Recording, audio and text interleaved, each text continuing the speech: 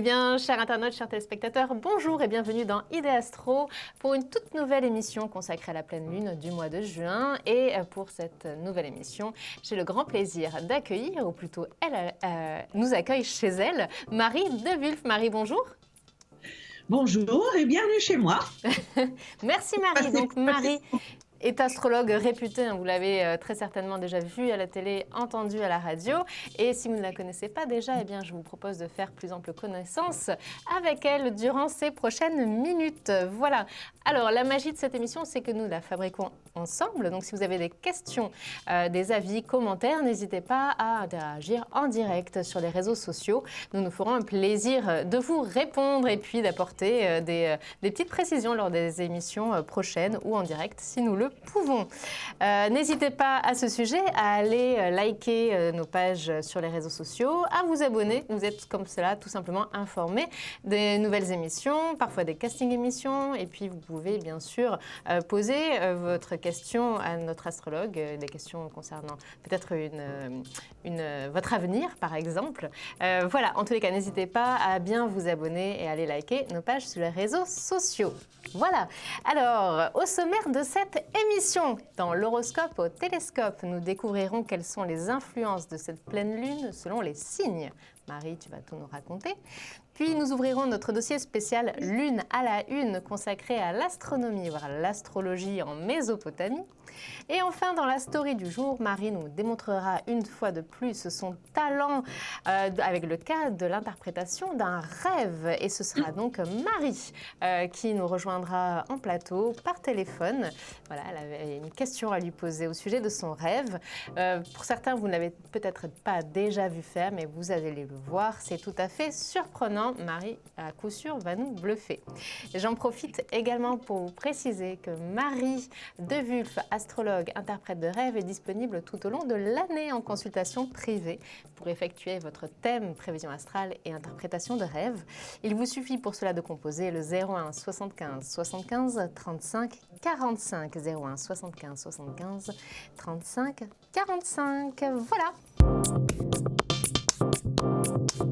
Eh bien, pour démarrer cette émission, je vous propose de démarrer tout de suite par les influences de cette pleine lune. Qu'en dis-tu, Marie ?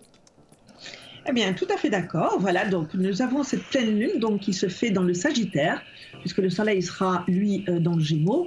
Dans les Gémeaux, eh bien, nous avons la lune qui est en phase, bien sûr, en pleine lune, dans le signe du Sagittaire. Alors, cette pleine lune, eh bien, elle va un petit peu nous réjouir dans le sens où elle est assez farfelue. Cette pleine lune, je vais paraphraser un auteur célèbre, n'est-ce pas ? Cette pleine lune, eh bien, c'est un peu comme l'insoutenable légèreté de l'être. Qui est un très beau roman de Kundera d'ailleurs, que je vous invite à lire si vous n'avez pas encore lu. Donc voilà, elle apporte la légèreté, la futilité, la légèreté. Voilà, on est dans la lune, on rêvasse, on a envie de ceci, de cela, les beaux jours arrivent, donc peut-être qu'on a déjà envie de partir en vacances et qu'on est déjà un petit peu dans sa tête en vacances et sur les plages et les cocotiers, n'est-ce pas ? En tout cas, elle nous emporte comme ça, elle est assez farfelue, surtout pour les gens du Sagittaire. Et alors que, si on regarde en face dans le signe des Gémeaux, là par contre, elle est un peu plus capricieuse et les Gémeaux risquent d'être un petit peu agacés, un petit peu par toutes sortes de petites tracasseries de la vie, voyez-vous. C'est pas le moment d'aller les chatouiller. Il faut pas... On peut toujours les chatouiller, les Gémeaux, parce qu'ils ça rigole facilement, et puis ils font facilement de la dérision. Mais voyez, ils sont un petit peu dans la rébellion, un petit peu dans la rouspétance, un petit peu dans les agaceries, dans la désobéissance aussi. Tu peux faire ça ? Non, attends, j'ai autre chose à faire, et puis je vais un petit peu gambader là-bas avec Pierrot sur la lune, n'est-ce pas ? Et puis voilà. Donc il peut y avoir des petits trucs comme ça. Plus d'agacerie que Gémeaux contrariés par cette pleine lune. De contrariété. C'est plus, c'est plus dans les relations avec les uns et les autres que les choses se passent. Alors que lui, le Sagittaire, lui, il est doigt de pied en éventail, sous les cocotiers. Impassible, voilà, sous les cocotiers. Mon Dieu que j'envie. Le signe, par contre, qui devrait quand même, lui, par contre, faire attention un petit peu, ce sont les Poissons. Alors, faire attention dans quoi? Parce qu'ils auront tendance à se disperser. Mais aussi bien se disperser par l'esprit, mais que se disperser aussi par les espèces sonnantes et trébuchantes. Donc, c'est quelqu'un qui peut avoir, ce sont des natifs qui peuvent avoir un petit peu la fièvre acheteuse pendant cette période. Il faut remplir les valises avec des nouvelles choses, bien évidemment, mais on regarde un petit peu à tout et à n'importe quoi. Les soldes ne sont pas loin en plus. Attention. Voilà. Donc, il faut qu'ils fassent très attention, eux, par contre, de ne pas déraper sur leur budget, parce que ce sera très facile pour eux d'avoir un petit peu toute sa largesse, voyez-vous.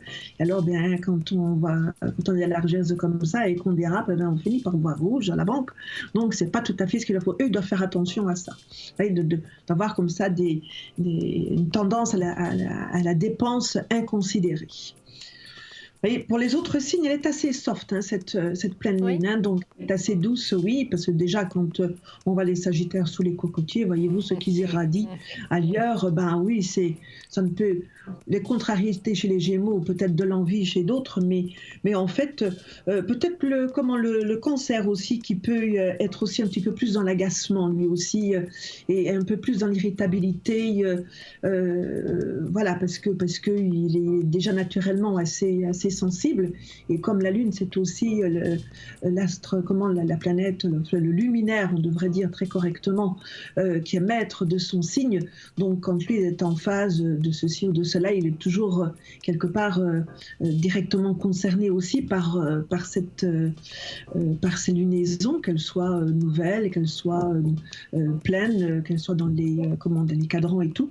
Donc là, parce que lui, il a quand même un Mercure et un Uranus qui se baladent ensemble actuellement, et que ça donne sujet à des agaceries.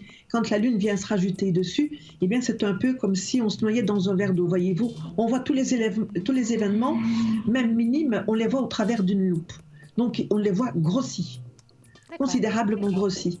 Donc se noyer dans un verre d'eau, voilà, c'est une expression généralement attachée à ça. Donc ils font d'une souris une montagne. Et donc là, ça peut un petit peu les contrarier comme ça.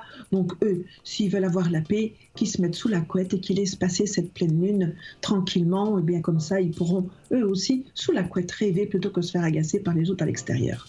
Très bien, merci, c'est un excellent conseil. Faut qu'ils soient seuls sous la couette. Hein. Oui.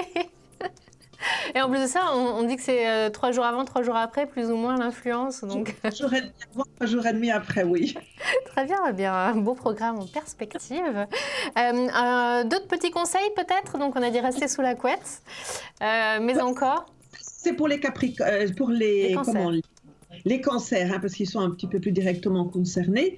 Pour les autres, elle est assez soft, hein, donc peut-être un peu d'insomnie pour les... comme ça se passe dans un signe de feu. La Lune, elle donne toujours des insomnies aux signes de feu, donc les autres signes de feu qui sont... L'huile essentielle de lavande, hein, on a dit, si j'ai bien suivi les conseils. Voilà, le bélier et le lion. Voilà, ils peuvent aussi avoir un épisode d'insomnie ou de sommeil un petit peu rock'n'roll, on va dire. Hein? Très bien. Donc voilà, mais c'est vrai qu'elle est assez soft, hein, celle-ci. Elle est assez soft. Elle est douce parce qu'elle est accompagnée de Jupiter là-haut dans le signe du Sagittaire. Donc Jupiter qui est déjà lui proprement dans son signe, dans son espace dans lequel il se sent mieux. Voilà, donc cette lune amplifie un côté, ce bien-être, cette jovialité, ce bien-être. Voilà, donc ça irradie ces énergies-là ce mois-ci. D'accord. Donc merci beaucoup. Voilà. Et alors, on a dit pour lutter justement contre les insomnies, donc on a parlé d'huile essentielle, notamment à la lavande, mais il y a aussi par exemple la méditation qui peut vous aider. Voilà, et n'hésitez pas à nous tenir au courant et à nous dire, vous, qu'est-ce qui se passe pour vous généralement les soirs de pleine lune, qui ne soient pas du poil qui pousse sous le menton, je ne sais pas, vous transformez peut-être en loup-garou. N'hésitez pas à nous dire, vous, comment vous ressentez les pleines lunes. Est-ce que ce sont des insomnies? Est-ce que effectivement vous êtes peut-être plus nerveux? Voilà, n'hésitez pas à nous commenter tout cela pendant le direct. J'en profite pour saluer donc les personnes qui nous ont rejoints sur Twitch, à savoir Aude ou Link. Bienvenue à toutes et à tous. Et eh bien, je te propose, Marie, de poursuivre cette émission et nous allons désormais ouvrir le chapitre Lune à la Une. Alors, notre chapitre Lune à la Une est donc consacré, on le disait aujourd'hui, à l'astronomie et même donc à l'astrologie en Mésopotamie. Alors, pour nous situer déjà géographiquement, nous sommes entre le Tigre et l'Euphrate, qui correspond à peu près à l'actuel Irak. À l'actuel Irak, c'est ça, oui. C'est bien ça, hein? C'est ça, tout à fait ça. Parfait. Alors, la civilisation sumérienne se distingue, elle, par un niveau très poussé en mathématiques, mais que ce soit en algèbre ou encore en géométrie. Et nous lui devons notamment le système sexagésimal. C'est assez compliqué à dire, mais voilà. Et alors, qu'est-ce que c'est donc? C'est ce système basé sur le nombre de 60, à qui on doit donc la division des cercles, par exemple, et donc du ciel en 360 degrés, mais aussi la division des heures en 60 minutes et 60 secondes. Et en plus d'être excellents mathématiciens, ils étaient également de très fins observateurs, et donc ils ont très vite voulu savoir, voulu repérer un petit peu comment ça se passait dans le ciel. Ils ont voulu faire une carte du ciel, en fait, si on peut appeler ça comme ça. Donc, les zodiacs, carrément des zodiacs. C'est ça, puisque effectivement, donc, ils ont associé les étoiles qui étaient les plus proches et puis les plus brillantes, ils les ont regroupées et ils ont donné des noms à ces amas d'étoiles et ça a donné lieu donc à des constellations. Ils ont notamment donc inventé les constellations du Lion, du Taureau, du Scorpion ou encore du Capricorne. C'est bien ça, Marie? Absolument, absolument. D'ailleurs, ils le dessinaient avec une chèvre, avec un poisson. Ils associaient carrément les deux animaux ensemble. Je suis en train de regarder un petit peu parce que j'ai la revue, là, le dossier de l'archéologie. Et je cherchais après justement, parce que je voulais montrer... Tu nous montreras dès que tu le trouves. Et alors... J'ai mis des trucs, mais... Ah, voilà. Voilà. Voilà. Un petit peu ici, comment il dessinait le Capricorne. Vous voyez, le poisson ici, le Capricorne là, la Lune, le Soleil ici, et Ishtar, Vénus, autrement dit là-bas. Ishtar, exactement, et nous allons en parler justement dans quelques secondes. Elle est merveilleuse, cette revue, Marie. De quoi s'agit-il? Non, c'est comment les dossiers de l'archéologie. Non, c'est magnifique parce que ça parle chaque dossier, il parle de quelque chose. Mais là, ça a été vraiment très, très fouillé. Et puis, autre chose aussi, en dehors de ça, les gens peuvent aller au Louvre, hein, parce qu'ils ont beaucoup de trucs au Louvre, hein, quand même, de ce côté-là. Eh bien, n'hésitez pas. Et d'ailleurs, si vous y avez été ou que vous comptez y aller, n'hésitez pas à nous envoyer vos photos ou encore à nous en parler. Là, je vais peut-être le montrer, là, le premier zodiaque qu'on a retrouvé. Il date de 500 ans avant Jésus-Christ. Magnifique. Oui. Et alors justement, les premiers textes astrologiques encore existants datent de l'ère paléo-babylonienne, ce qui nous situe environ entre moins 1900 et moins 1600 avant notre ère. Mais les prédictions n'étaient alors pas basées sur les personnes, savoir un avenir amoureux, un avenir dans le travail, mais plus en fait sur les préoccupations de l'époque. Donc c'était l'avenir du pays, va-t-il y avoir de la famine, des guerres, etc. Voilà, ça correspond effectivement aux préoccupations du moment. Puis, plus tard, l'héritage de l'ère cassite. Donc là, nous sommes entre moins 1600 à moins 1155. Une série de tablettes montre une évolution vers des prédictions basées sur la position apparente des planètes dans le ciel, et notamment donc, Vénus et Mars. Vénus, donc tu en parlais tout à l'heure, est associée à Ishtar, déesse de l'amour, et ces prérénigrations sont supposées permettre des prédictions sur l'amour et la fertilité, tandis que Mars est associé à Nergal, dieu de la guerre et des enfers, et les prédictions concernent davantage donc les conflits et les guerres. Marie, voilà. Je sens que tu as trouvé quelque chose. Oui. Voilà, ça c'est un cylindre qu'on a retrouvé dans les fondations du temple de, je vais essayer de Ningirsu, qui se situe donc dans l'Irak actuel.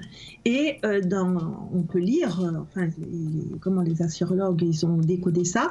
En fait, ils ont étudié la position des planètes dans le ciel pour la construction du temple.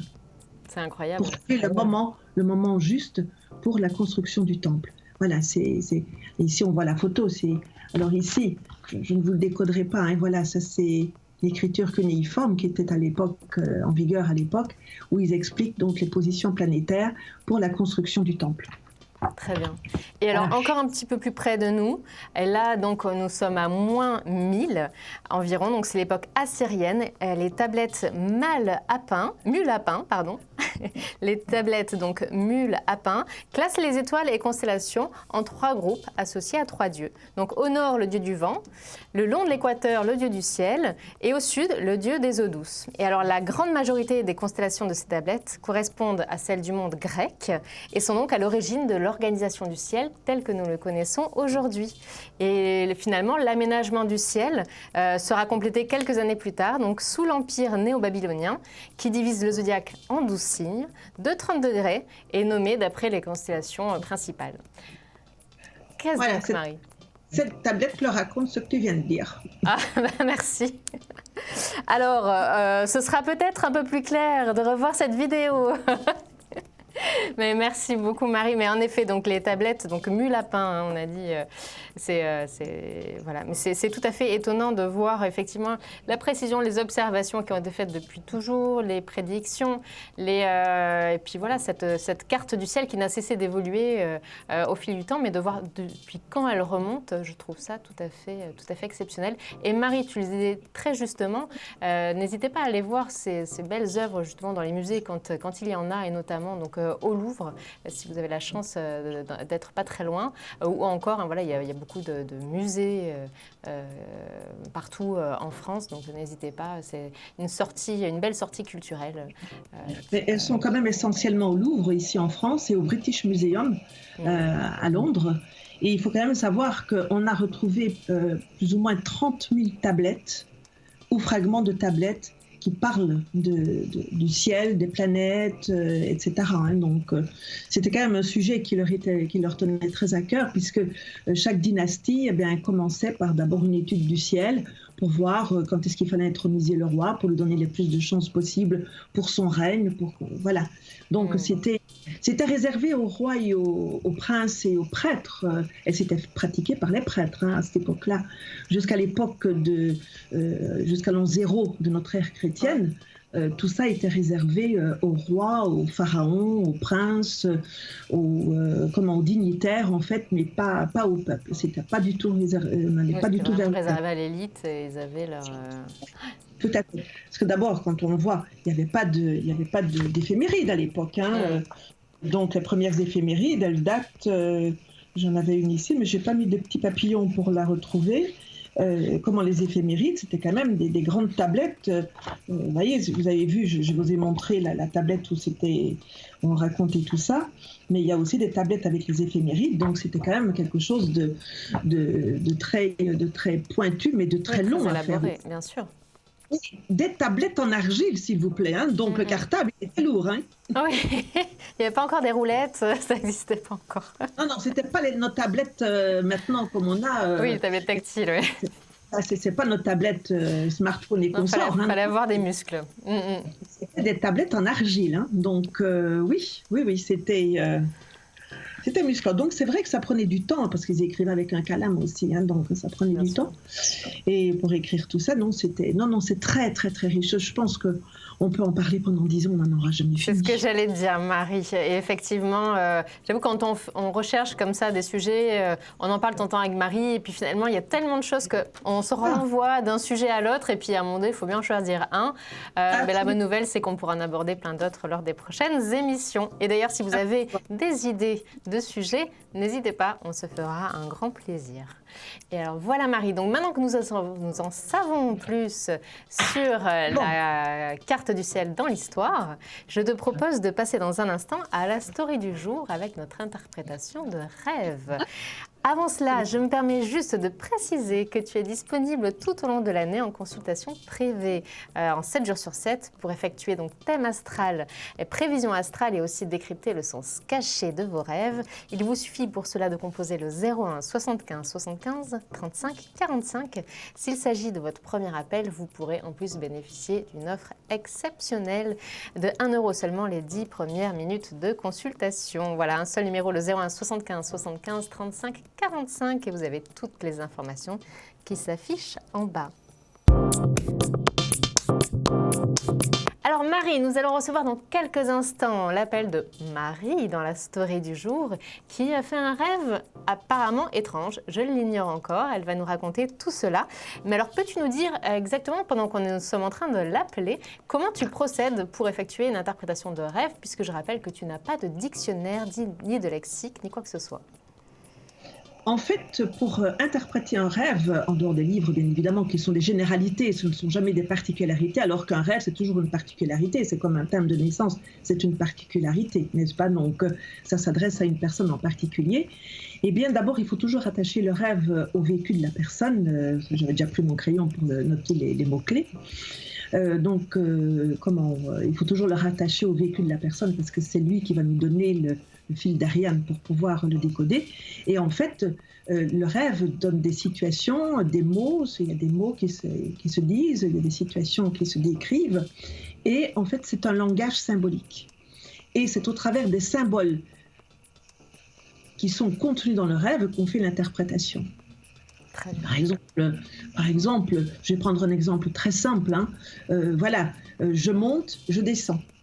Eh bien, quand on monte, on est en phase ascensionnelle. Donc, j'allais dire qu'il n'y a pas de scoop là-dessus. Mais c'est vrai que s'il y a une histoire autour de ça, voyez-vous, alors que la descente, c'est la chute. Mais ça peut être une chute n'importe comment. Il faut voir aussi un petit peu comment tout ça s'est meublé. Là, je prends vraiment quelque chose de ultra simple. Voilà. Mais c'est vrai qu'il y a des mots ou des situations, des scénarios qui sont beaucoup plus complexes parce qu'il y a toujours cet attiroir, en fait, les rêves, cet attiroir. Il y a une image qui arrive en premier, puis une derrière, encore une derrière, voilà. Et il faut aller les chercher comme ça. Très bien. Eh bien, merci beaucoup, Marie. Nous allons te voir à l'œuvre dans quelques secondes, puisque je l'ai entendu. Nous avons en ligne Marie. Marie, bonjour.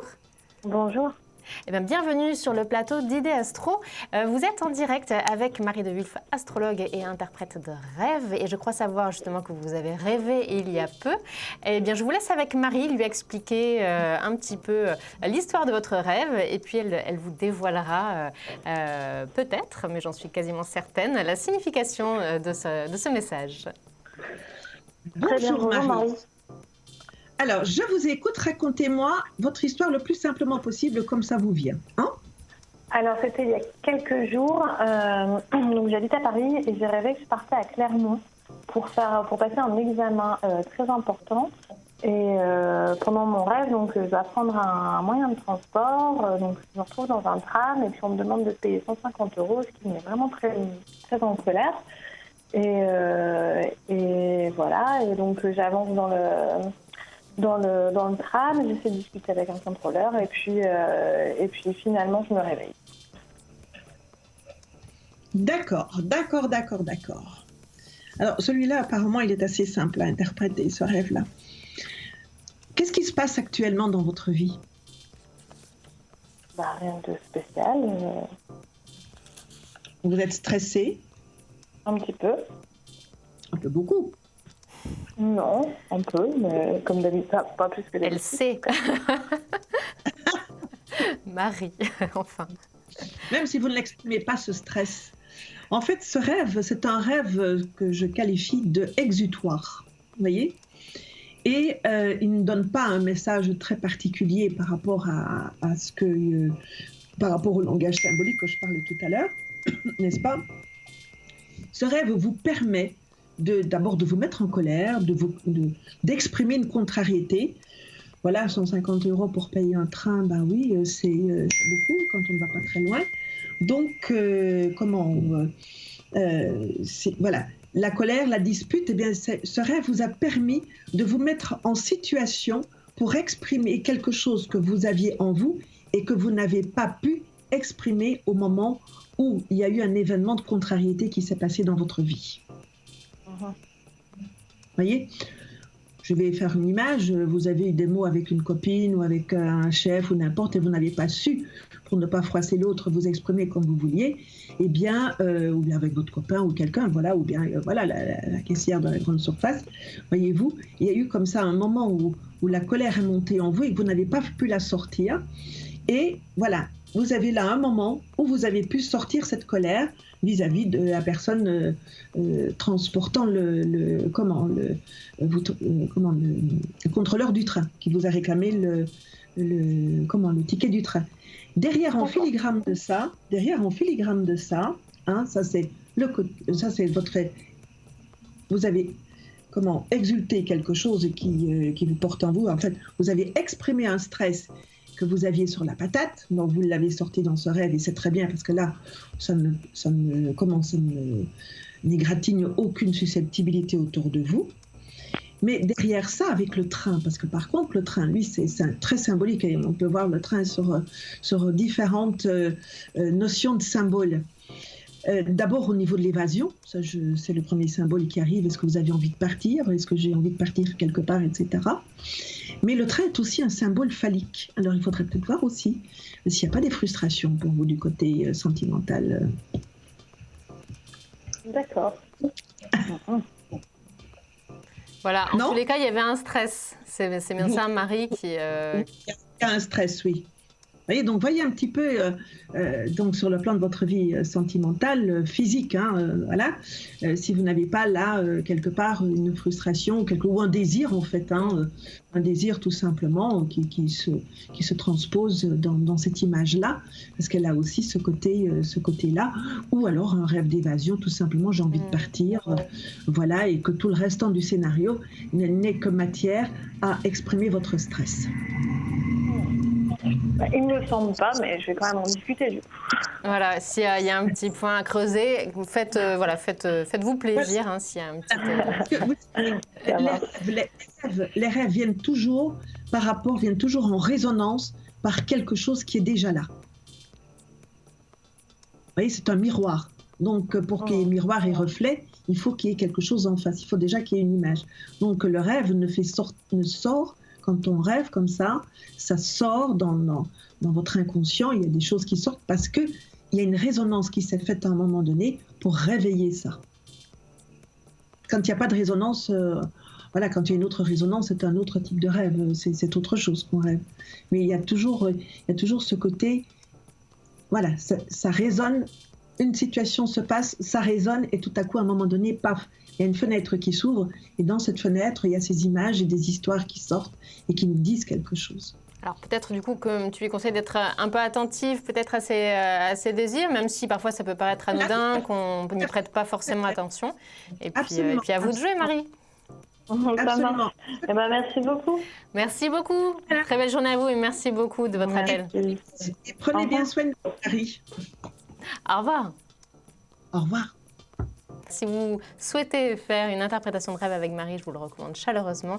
N'hésitez pas à la contacter. Il suffit pour cela de composer le 01 75 75 35 45 01 75 75 35 45.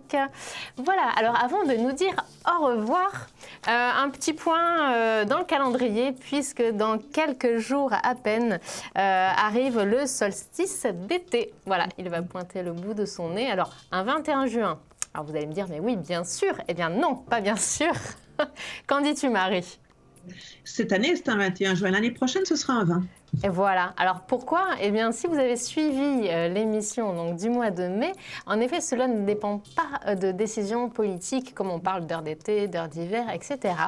En réalité, non. La date du solstice d'été varie et elle correspond à la date du début de l'été astronomique, quand la position du Soleil atteint son éloignement maximal de l'équateur, et c'est donc le jour le plus long de l'année dans l'hémisphère nord. Voilà, et donc ce phénomène, lui, est dû à l'inclinaison naturelle de la Terre par rapport au plan sur lequel elle tourne autour du Soleil. Et sans ce décalage, d'ailleurs, il n'y aurait pas les saisons telles que nous les connaissons aujourd'hui. Voilà, alors si la durée du jour atteint son maximum à l'occasion du solstice, elle n'est pas la même partout, il faut le savoir. Donc plus on se rapproche du cercle polaire, plus elle augmente. Et ainsi, en 2015, à Trondheim, donc c'est au nord de la Norvège, le Soleil a brillé pendant 20h35. Voilà, il est quasiment jamais redescendu. En fait, il n'y a pas eu de nuit, à proprement parler. C'est le soleil de minuit, hein, de manière romantique, c'est le soleil de minuit. Hein. Exactement. Et alors, à noter que le phénomène s'inverse si nous sommes dans l'hémisphère sud. Voilà, ou en hiver. Ou en hiver, exactement. Alors justement, pour bien se rappeler, donc nous avons le solstice d'été, donc c'est le jour le plus long. Le solstice d'hiver, le jour le plus court. Si vous nous avez écouté donc, concernant l'équinoxe donc, du printemps et de l'automne, alors là, il s'agit du moment où la nuit est le jour. Marie, je te laisse compléter cette phrase. Sont égaux. Sont égaux, exactement. Voilà, ça c'est pour les petites fiches techniques.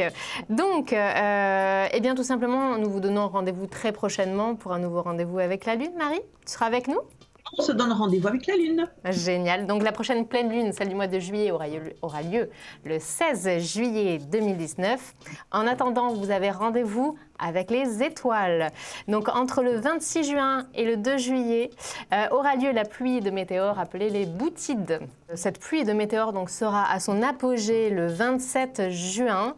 En revanche, donc, son taux horaire zénital, sauf exception, reste très faible de 1 à 2. Donc si vous avez la chance d'apercevoir des étoiles filantes, n'oubliez pas de faire un vœu, car c'est comme cela qu'il se réalise. Marie, un grand merci.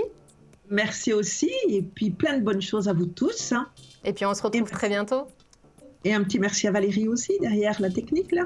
Et on embrasse Valérie chaleureusement. Merci beaucoup, c'est grâce à elle si vous avez le son et l'image. Elle est très très forte.